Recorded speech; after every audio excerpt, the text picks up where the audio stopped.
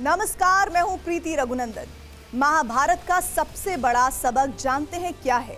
यही कि संगत और पंगत अच्छी होनी चाहिए। कौरव इसीलिए हारे क्योंकि उनकी संगत बुरी थी। यही बात भारत के पड़ोसी देश मालदीव पर लागू हो रही है।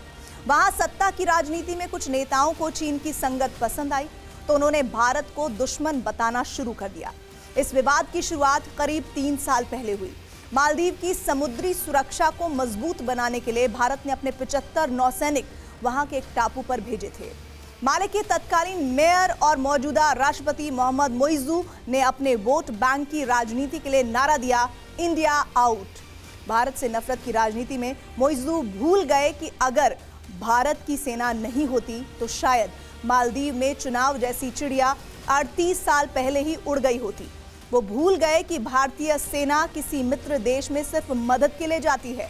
सर्विस बिफोर सेल्फ, यानी खुद से पहले इंसानियत की सेवा को अपना मंत्र बताने वाली इंडियन आर्मी, नेवी और एयरफोर्स ने मालदीव और दूसरे देशों में जान की बाजी कब और क्यों लगाई, उन्हीं कहानियों पर है हमारी टेली सीरीज शत्रु जीत, बैलेड्स ऑफ ब्रेवरी, जिसके पहले एपिसोड में देखिए नागफनी, द हिस्टोरिक हीरोइज्म।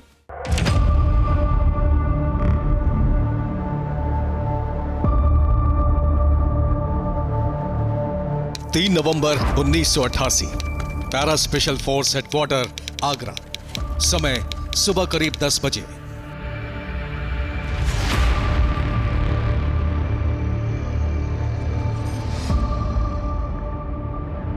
भारतीय सेना के पैरा स्पेशल फोर्सेस के कमांडो अपनी रूटीन ट्रेनिंग में व्यस्त थे।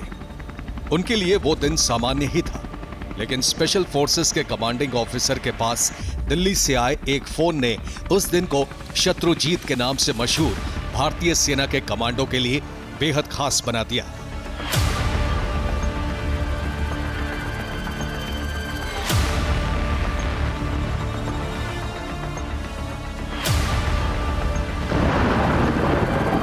दिल्ली से स्पेशल पैरा फोर्स को हुक्म मिला था कि उन्हें आज ही एक खतरनाक मिशन को अंजाम देना है।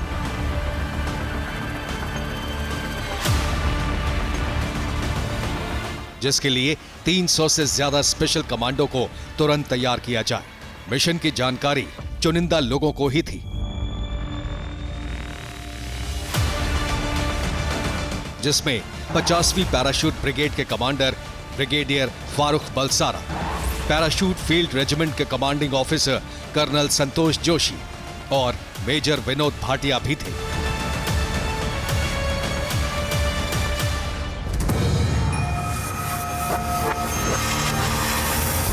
स्पेशल फोर्स को जो ब्रीफिंग दी गई थी उसके मुताबिक उसी दिन यानी 3 नवंबर 1988 की सुबह मालदीव में तत्कालीन राष्ट्रपति मामून अब्दुल गयूम का तख्ता पलट हो चुका था।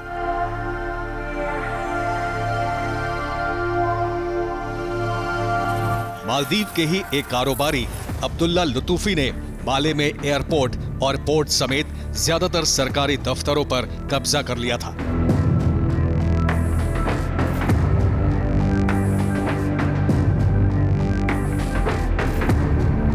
इस काम में उसके साथ थे श्रीलंका के उग्रवादी संगठन प्लोटे यानी People's Liberation Organisation of Tamil Eelam के 80 हथियारबंद लड़ाके।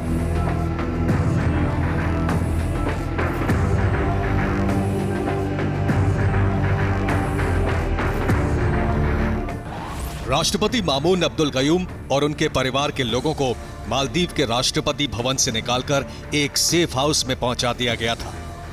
मालदीव की सरकार मदद के लिए गुहार लगा रही थी। पाकिस्तान और श्रीलंका की सेना हाथ खड़े कर चुकी थी। अमेरिका ने मजबूरी बता दी थी कि उसकी सेना को मालदीव पहुंचने में कम से कम 2-3 दिन का वक्त लगेगा। ब्रिटेन की प्रधानमंत्री मार्गरेट थैचर ने भारत से मदद मांगने की सलाह दी।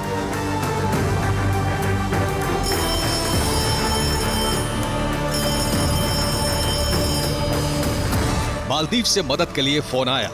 तब प्रधानमंत्री राजीव गांधी कोलकाता दौरे पर थे। वो फौरन दिल्ली लौटे। पीएमओ में रॉ, विदेश मंत्रालय और रक्षा मंत्रालय की आपात बैठक में तय किया गया कि मालदीव की मदद जरूर की जाएगी।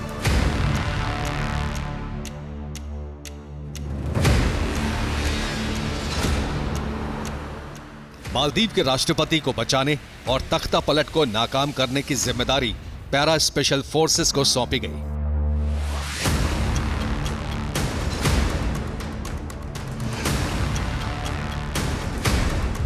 फोन आने के महज 6 घंटे के अंदर 3 भारतीय सेना के 300 कमांडो IL-76 में अपने मिशन पर रवाना हो गए, जिसे नाम दिया गया था ऑपरेशन कैक्टस।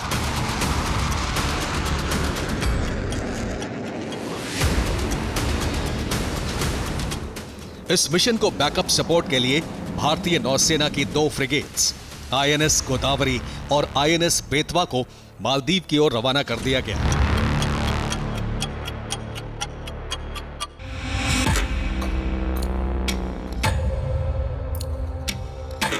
भारत के कमांडो मालदीव जा रहे हैं, इसकी जानकारी एयर ट्रैफिक कंट्रोल तक को नहीं दी गई।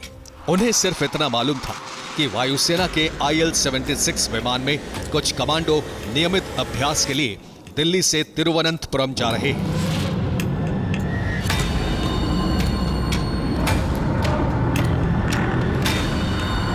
And we were told within hours to move and to rescue the president of Maldives, who was a duly elected president on 3rd of November. He was sworn in 12th of November. And we honestly did not know where Maldives exactly was and what was the layout of Maldives, or where Malé was, where Halule was.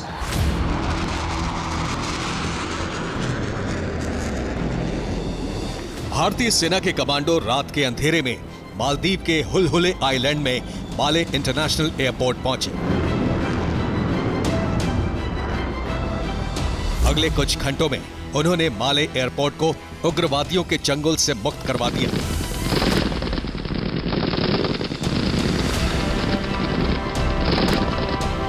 Maldives के राष्ट्रपति Mamun Abdul Gayoom को भी भारत के जांबाज commando ने अपनी सुरक्षा में ले लिया। 4 नवंबर का सूरज उगने से पहले मालदीव की सरकारी इमारतों को उग्रवादियों के कब्जे से छुड़ाया जा चुका था।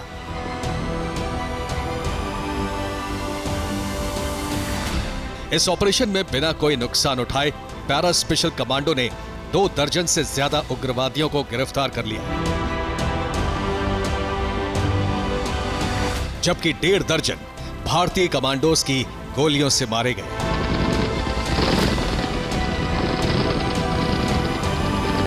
मालदीव के राष्ट्रपति और लोकतंत्र को भारत ने बचा लिया, लेकिन ऑपरेशन कैक्टस अभी खत्म नहीं हुआ था। मालदीव में तख्ता पलट करने का मास्टरमाइंड अब्दुल्ला लुतुफी और उसके कुछ साथी अभी पकड़ से बाहर थे। वो रात के अंधेरे का फायदा उठाकर समंदर के रास्ते मालदीव से भागने की फिराक में थे।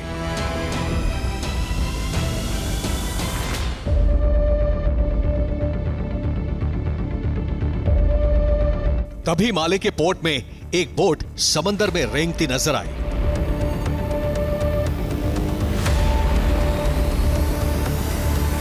कुछ ही मिनट में इंटेलिजेंस एजेंसियों ने इस बात की पुष्टि कर दी कि इस बोट में लुतुफी और उसके साथी मौजूद हैं। इस बोट को घेरने की जिम्मेदारी ऑपरेशन कैक्टस के कमांडर ब्रिगेडियर बलसारा ने नौसेना के युद्धपोत INS गोदावरी और बेतवा को सौंपी।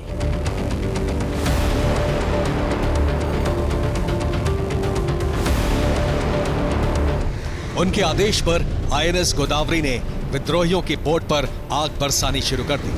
कुछ ही मिनटों में विद्रोहियों की बोट ध्वस्त हो चुकी थी।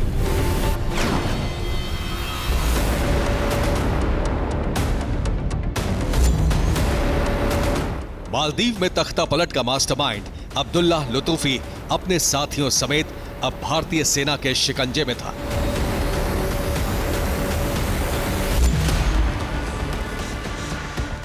सिर्फ 16 घंटे बाद विद्रोहियों को मालदीव के पुलिस के हवाले करने के बाद भारतीय सेना के शत्रुजीत यानी पैरा स्पेशल फोर्सेस के कमांडो अपने देश लौट आए।